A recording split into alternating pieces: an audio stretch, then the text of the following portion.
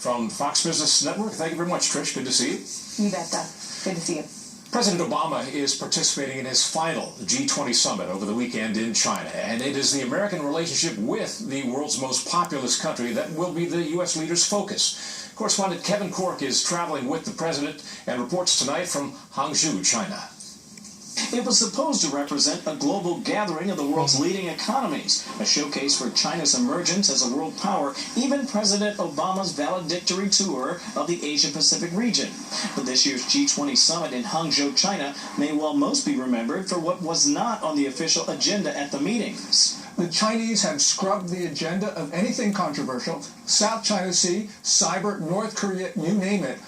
So what I think the president is going to do is talk about the issue, but on the sidelines of the event. But talk has yielded precious little when it comes to China. Despite a UN ruling that its activities were unlawful, the Chinese have continued to expand claims in the disputed South China Sea.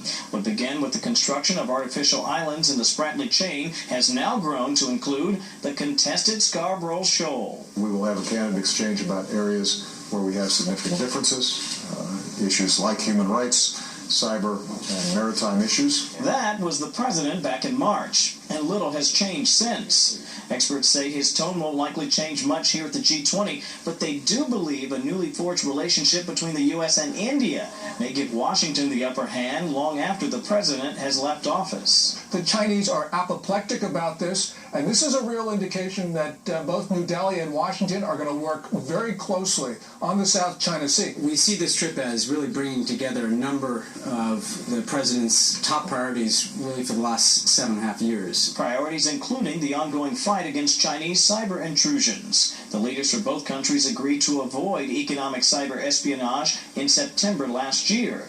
The president says those crimes not only drive up consumer costs, left unchecked, could place American service personnel at risk.